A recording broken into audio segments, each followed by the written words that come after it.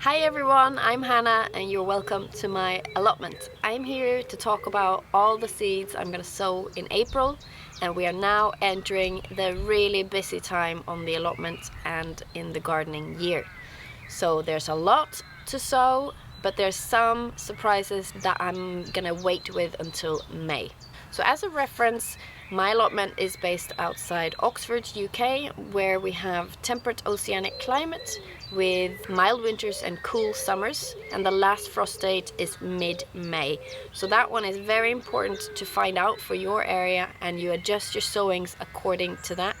So if you have a last frost date that's earlier than mine, then you can go ahead and sow things earlier, and obviously vice versa. So first up, carrots. So I managed to grow carrots for harvesting all year last year, and I'm very impressed. I had a selection of 3 varieties and 2 of them I'm growing again this year. I have a dog who eats carrots every day, and my toddler also developed a real penchant for steamed carrots. So this year I've gone a little bit overboard and I have a lot of them to try. So I've got a white carrot, and then I've got the rainbow mix carrot, and I've got lots of other different funny ones that I really want to try, like a giant red one. You know, we'll see what works and what doesn't. And I prefer to eat raw carrots, and when you eat them raw you can really taste the difference between them. So I'm looking forward to having a taste test. And it's also a good idea to maybe trial different varieties, which I'm doing this year, to see what works best in my growing conditions. But one I grew last year that I strongly recommend everyone to try is Oxella. It is a fat, short, chubby carrot, and especially good if you're struggling with getting those straight ones. So this one has a really wide shoulder, and you still then get a lot of carrot, even though it doesn't go very deep or long. You know, you don't get the long thin one, you get the short stubby one. So I have a carrot growing video which includes all my tips for growing them successfully, and all I can say is it's all about direct sowing. Okay, so check out the video that I'm going to link here if you're interested, or you can drop me a DM or a question below if you have any issues growing carrots. And in the carrots I'm also including root parsley, which is a first for me this year. So it produces a white root, and it tastes like something between carrots and parsnips with a bit of parsley thrown in, and I'm excited to try it. So you can eat the tops just like normal parsley, and then the root is apparently super tasty roasted, and I can imagine it to be. So I'm very excited about that, and I'll grow it exactly the same as I do carrots and parsnips. So next up is beetroot. I already sowed beetroot last month, and that was bolt hardy. So that is the only one I recommend for sowing earlier than now, because it is, as the name suggests, more resistant to bolting early from an early sowing. The other ones come with a slight risk in them producing a flowering shoot rather than the root that you want to eat, right? So the ones I'm growing this year are 4 varieties, and I grew them all last year, and I really like them. So one is Touchstone Gold, which is a golden beetroot, which is very tasty. The candy stripe one, for obvious reasons. Flavor wise it's alright, but it's fun, isn't it? And then I'm growing Cylindra, which is like a, I don't know, it's not a round root, and you get more beetroot with this variety, I find. And then the bolt hardy again, which is it just looks like a box standard round one, but it's a good reliable one.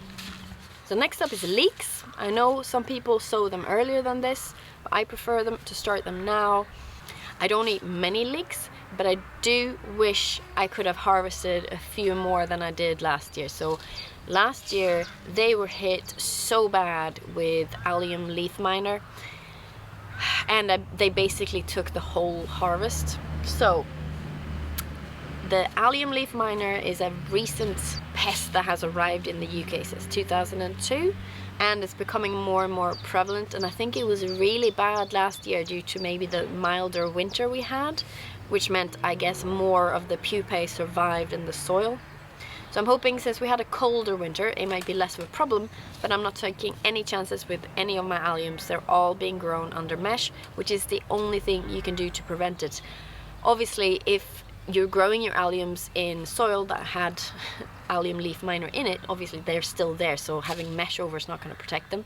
But I have made a new bed, and I'm growing garlics and onions and everything in places where I have never grown it before, so hopefully that will work. But anyway, leeks. I multi-sow my leeks, and you end up with clumps of them, and they might not be straight and they might not be the biggest, but it's good enough for me, and it means that they take up less space, which is a really good thing for me who have really busy beds. Oh, and this year I'm going for philomene, which I grew last year, obviously with not great results, but I don't think it's the variety's fault really. And then I have some saved leek seeds from my neighbor's plot that had beautiful flowering leeks last year, and it's an abandoned plot, and I think the owner couldn't make it out here during the pandemic, and he hasn't been since, so it's now been a year. It's sad. I don't know what's going to happen to it, but anyway, I collected leek seeds, and there's a theory that if you collect your own seeds, they will be used to your growing environment and they will be stronger for it. So I'm going to try those as well. They might be more resistant to the allium leaf miner, who knows? And I have no idea what variety they are, or if they're F1 or anything, so we'll see. That's why I'm growing 2 varieties this year. I sowed all my lettuce already in February, must have been, yes. So they're almost getting ready to be planted out, I'd say pretty soon now. And I'm going to add sorrel to it, which is a perennial plant. I grew up eating the wild stuff you can pick in the forest, and I really like that lemony kind of flavor. I'm not sure what this one is like. So this is a Belleville sorrel, which is we'll see what it's like. Some people don't like it, so when it's grown, like, it becomes too leathery and whatnot. We'll see how it goes. And then I'm growing edible lupins. So they basically, you know what lupins are like with the seed pods they produce. So they look like that, maybe a bit more like broad beans, you know, small broad beans. So that's sort of the idea. We'll see what it tastes like. Is it worth growing? I mean, it might just be a pretty plant, you know. So it says as a warning on it, people who have severe allergies to peanuts apparently can react to these as well, so that's just a warning to you. So I started all my tomatoes I'm gonna grow inside my greenhouses and in my protected and less exposed back garden end of March. So now in beginning of April I'm starting my tomatoes that I'm gonna grow out in the beds, and that is because they can't go out into their growing positions until after mid-May, so I need to nurture them and keep them in pots until then. So I don't want them to grow too big too fast because I do not have the space for it. If you have a heated greenhouse or if you have space in your house, then you're fine, but I don't have that, so I'm waiting. They will catch up, and in this pile are included my basket tomatoes, which I probably could have sown earlier because they're quite small, so they're miniature ones. But there's no harm in waiting, they will catch up, it's not a problem. The only thing that will change is that you might get an earlier harvest if you are managing to sow earlier and protect them. But the season will be the same length. And excitingly, I've been sent as part of a, you can buy, I can't remember now where it's from, I'm gonna have to insert it, but you can buy a tomato tombola from a company which I'm gonna insert here.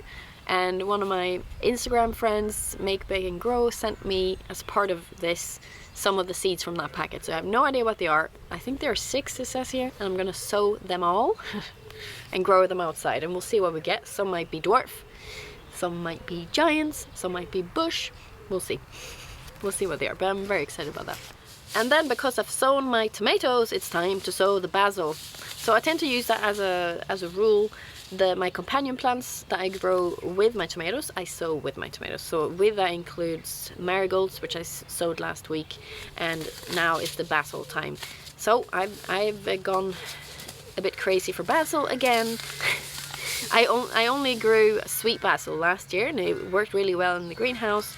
But this year I want to try this Greek basil, which is like a bush variety, and then lemon basil and cinnamon basil, because why not? And I have now a large greenhouse as well as a small one, so I feel like there will be space. And it is a generally well-known fact that growing basil with your tomatoes improves the flavor of the tomatoes. I don't know what the scientific background to that is, but I'm willing to believe it.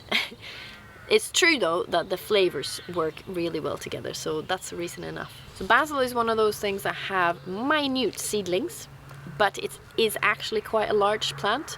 It will start to tiller, especially when you start harvesting the tip. It will start shooting lots of different new shoots, and it becomes quite a bushy little plant. So it is not a herb I multi-sow. I sow them in a tray and I prick them out to then individually plant out in their final growing position.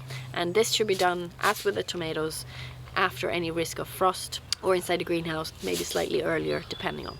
So these are all the seeds I'm going to sow in the beginning of the month, and now we're moving into the end of the month. So you have to remember that in spring, things that are sown late often catch up or maybe even surpass things that were sown earlier, right? Because they are checked by cold snap, or there's not enough light level, and they become leggy and weaker plants because of that. So in spring, it is worth waiting to sow sometimes, and this is one of the reasons why I'm not sowing my sweet corn and my flint corn until later in April. So one thing to remember about corn is that it is a tropical plant. It is a warm loving plant, and if you sow the seeds in soil that is below 18 degrees, the seeds will rot.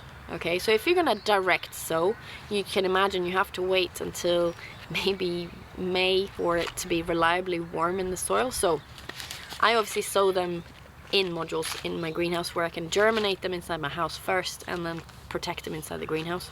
But I don't want them to be getting too big before I can plant them out after my last frost date. So it's all about timings. They're less of a beast than pumpkins, so I think I can manage them, and they can be in the greenhouse maybe a little bit earlier than my pumpkins.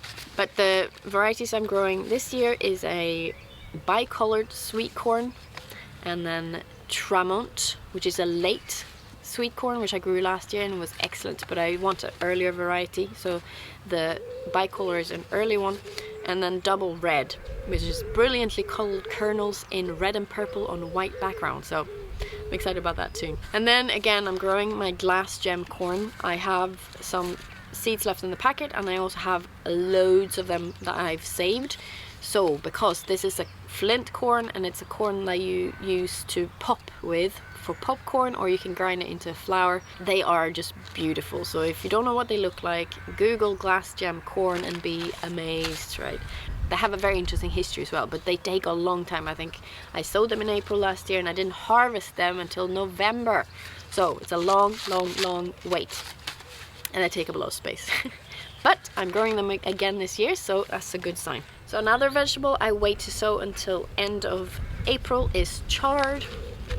I have 3 packets here. I think I have a 4th one, but cannot find it. Last year I only grew the bright lights, and they're alright, but I want to try for the giant leaved ones, but I will limit myself to 1 or 2 plants of each. Chard you can multi-sow as well as beetroot, but I think I might try for individual plants this year and see if I can grow some beautiful large ones. So my plot neighbor had the most gorgeous ruby chard last year, and I want to see if I can replicate that. They were gorgeous until the muntjacs came and just leveled them at the ground, but you know, I will protect them. So I have a golden here and a pink passion, and I think I have a white one and maybe a ruby one. I can't not remember. I better find them before I need to sow them.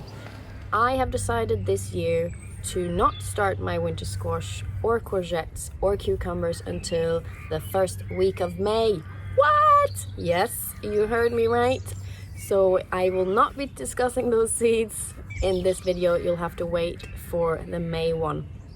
The reason I'm doing that is because I have a very small house with tiny windows, and I cannot protect them inside there because they grow large so quick. So if I wait until the very first day of May, or maybe, I mean, okay, give me a break, maybe the last weekend of April too, to sow them, it means that they can move out into the greenhouse by mid-May, meaning I only need to keep them in the house for maybe a week's growth, which is manageable, right? I cannot keep massive Atlantic giant pumpkin plants in my house for any period of time, let me tell you. So that's it. That's all the seeds I'm gonna sow in terms of vegetables. However, I have a packet this thick of flower seeds I'm also sowing, so I will make another video about that. And there is a tomato growing video coming up where I discuss all the varieties I'm growing. It's just too many to talk about. So if you're interested, keep a lookout for those two videos. And I guess now it's time that I leave you and actually get on with the job at hand. I am gonna enjoy the rest of this sunny afternoon, early evening, and just bask in it, because I think we're predicted snow at the weekend. Gotta love April.